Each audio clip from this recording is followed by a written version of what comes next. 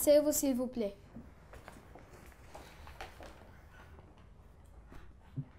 Bonjour.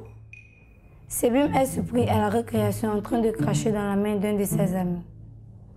Interrogé sur la raison de son acte, Sebim répond que son ami lui a demandé de lui donner un peu de son pain au beurre. Pain qui ne lui suffit pas. Devant l'insistance de celui-ci qui disait avoir grand faim, Sebim lui crache dans la main. Dégoûté et étonné par ce grand manque de charité, son institutrice décide de le convoquer à la cour.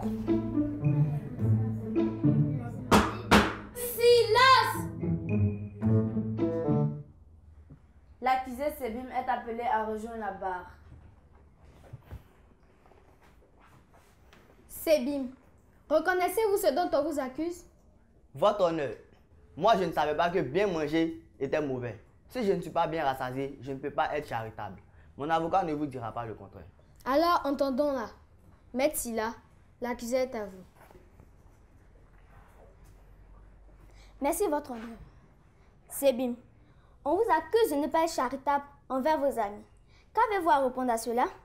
Maître, avant de me demander pourquoi, voyons d'abord de quoi est composé mon petit déjeuner. Je n'ai qu'un demi-pain avec un peu de beurre. Je n'ai pas de pouvoir comme Jésus pour multiplier le pain et satisfaire tout le monde. Satisfaire tout le monde? Combien de personnes demandent à goûter votre pain? J'ai 4 amis qui chaque jour m'empêchent de manger à ma faim. Avant je donnais, mais après je me retrouvais avec le ventre creux. Je n'arrivais même plus à suivre le cours et madame l'institutrice me punissait. Aujourd'hui que vous ne donnez plus, comment c'est avant classe? Ah, vous pouvez m'appeler l'indomptable. Silence! Poursuivez, Maître Silla. Merci, votre honneur. Le cas de mon client est simple. Il ne peut pas être attentif en classe s'il n'a pas bien mangé à sa faim. C'est pourquoi il ne peut pas être charitable. Ses amis devraient le comprendre et compatir à sa douleur, plutôt que de l'envahir à la récréation comme une armée de mouches. Ce sera tout pour l'instant, votre honneur. Silence! Silence! Maître Dago, l'accusé est à vous.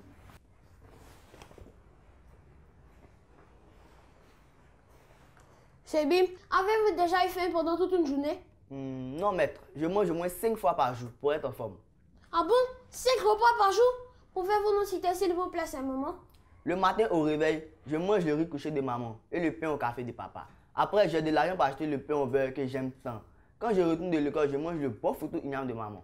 L'après-midi, on me donne le goûter et enfin le soir, le dîner. Mais ça fait 6 repas en une journée! Ah non maître, le goûter ne compte pas. C'est seulement la moitié d'un repas. Alors, avez-vous déjà imaginé que certaines personnes ne mangent qu'une seule fois par journée? Uniquement que la moitié d'un repas. C'est égal à votre goûter du soir. Oui maître, c'est regrettable. Et que vos amis peuvent être dans un tel besoin. Êtes-vous sûr qu'ils vous demandent juste pour vous embêter? Ils peuvent avoir aussi faim et ne plus arriver à suivre les cours. Objection, votre honneur. Maître Dago veut demander à mon client de ne plus manger à sa faim. C'est de la manipulation. Objection retenue. Maître Dago, Sebim ne doit-il plus manger? Est-ce là votre opinion? Non, votre honneur. Sebim n'est pas limité à un simple demi-pain à la récréation. Il mange 2 fois à la maison avant d'aller à l'école. Je ne dis pas qu'il ne doit pas manger à sa faim, loin de cela. Je dis juste qu'il doit faire preuve de charité et de partage. Ça lui fera même du bien car l'excès nuit à sa santé. Maître Silla, vous avez la réponse à votre question. Maître Dago, oui.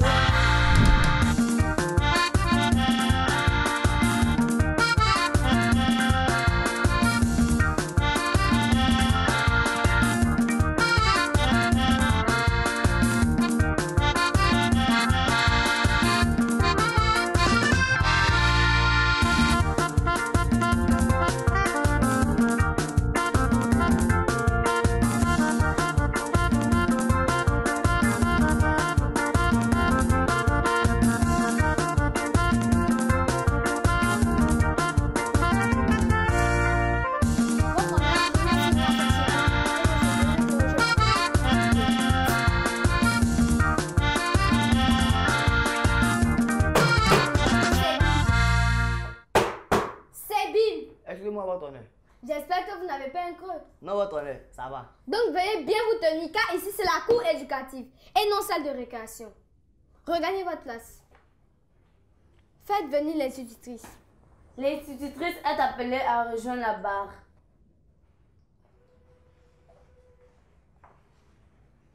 Madame l'institutrice, selon vous, avant d'aller à la récréation, Sebim présente-t-il des signes de faiblesse qui montrent que s'il ne mange pas tout de suite, il s'évanouira? Non, au contraire. Avant d'entrer toujours en classe, il a constamment la bouche qui remue. Selon vous, que se passera-t-il si Sebim devient charitable avec ses amis? Je vous assure que ça ne le tuera pas. Il sera vraiment adorable. En effet, venir en aide à ses amis en leur donnant un peu de sa nourriture fera de lui un enfant généreux. Votre honneur, c'est avec ces belles paroles pleines de sagesse que je terminerai mon intervention. Merci, votre honneur. Bien. Maître Silla, avez-vous des questions à poser à la plaignante ou une réaction? Non, mais je souhaiterais souligner un fait. Chaque être humain sur cette terre a son organisme. Si l'on n'est pas rassasié, comment peut-on faire la charité? Avez-vous oublié le dicton qui dit « La charité bien ordonnée commence par soi-même ». Ce sera tout pour moi, votre honneur. Bien. S'il n'y a plus d'autres interventions, il n'y a rien d'autre à ajouter? Madame l'institutrice, vous pouvez regagner votre place.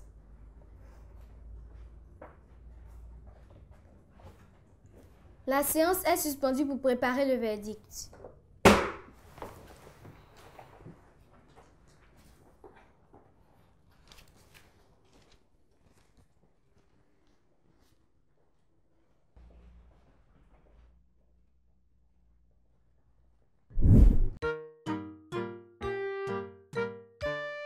L'actualité. Hello chers amis et bienvenue dans votre rubrique Exploration. Aujourd'hui, nous parlerons du Élé Festival ou encore Festival traditionnel de course de pirogue d'Adiaké. Est un événement majeur, sportif et touristique dans le sud Comoé. Élé Festival se tient chaque année à Adiaké. Alors, je vous invite à découvrir ce festival qui met en avant le riche patrimoine culturel du sud Comoé. Merci de nous avoir suivis. Au revoir et à bientôt.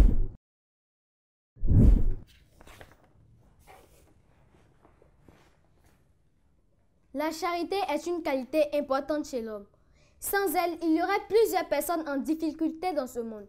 C'est elle qui installe l'entraide entre les hommes. Alors, de petits sacrifices consentis à l'égard de l'autre ne sont rien par rapport à la joie qu'on a de donner et de le voir soulager. D'ailleurs, l'on ne sait pas à quel moment nous serons appelés à demander la charité. Sebim, levez-vous. Je déclare donc Sebim coupable et le condamne à partager aussi souvent que nécessaire partout où il sera. Rasseyez-vous. Avant de lever la séance, permettez aux jurés de donner quelques conseils. Les astuces. Coucou les amis. J'espère que vous allez bien. Nous allons voir aujourd'hui quelques conseils sur la charité. Quand on est charitable, on rend heureux son ami. Quand on est charitable, on prépare l'autre à nous aider en retour. Le mot du pédagogue. Salut les enfants. La charité. C'est bien de cela que nous allons parler aujourd'hui. La charité est une vertu qui tend à vouloir le bien d'autrui, le soulager de ses peines. La charité est en un mot l'amour du prochain. Faire la charité signifie donc de se comporter de manière bienfaisante, notamment en venant en aide à quelqu'un qui est dans le besoin. Ne faites donc pas comme Sebim qui manque de charité. Comment être charitable? Eh bien, il ne faut pas vouloir être charitable comme si c'était une sorte de devoir, mais il est important de désirer, cultiver au fond de nous cette attitude. Gardez en tête que ce qui s'oppose le plus à la charité, c'est le calcul. Donner sous condition, comptabiliser ce que l'on donne et ce que l'on reçoit. La charité, l'amour, ça fait vraiment sortir du calcul. Sebim ne renvoie pas une bonne image et cela soulève la question de son éducation. Chers parents, nos enfants sont les ambassadeurs de nos familles. Ils nous représentent là où ils se trouvent. Tâchons de leur transmettre des valeurs sûres, comme être charitable envers son prochain, car c'est une grande preuve d'amour. Montre-leur les bienfaits de la charité afin qu'ils la cultivent et ne la ressentent pas comme une obligation, mais un besoin personnel d'assister son prochain. Par exemple, visitez les orphelinats avec vos enfants. Montrez-leur combien de fois ils ont de la chance de vous avoir, car des enfants, comme eux, n'ont pas cette chance. Demandez-leur de faire le tri de leurs vêtements et de leurs jouets et offrir ce dont ils n'ont plus besoin. Chers enfants, cultivez le don de soi, car la charité nous apprend l'expérience de l'amour. Allez, on se dit à la prochaine! Éducation civique et morale. Je me forme sur le multipartisme. Le multipartisme ou le pluripartisme est la coexistence de plusieurs partis politiques dans un pays. Il permet aux citoyens d'avoir le choix entre les représentants des différentes formations politiques, défendant chacune leurs idées. Il crée les débats au sein de la nation, ouvrant ainsi le dialogue. Les partis qui ne sont pas au pouvoir s'appellent les partis de l'opposition. Le respect des principes du multipartisme peut permettre l'alternance du pouvoir, la bonne gouvernance, le contrôle de la conduite des affaires de l'État par l'opposition, la liberté d'expression, la liberté de la presse, l'enrichissement du débat politique, le développement harmonieux du pays. Le non-respect des principes du multipartisme engendre des conflits et parfois des guerres civiles. C'est pourquoi je m'engage à respecter les règles du pluralisme plus tard dans mon pays. J'espère que vous avez bien noté nos conseils. Tâchez de bien vous comporter. Sinon, vous viendrez ici au banc des accusés dans cette cour qui est loin d'être une cour de récré. La séance est levée.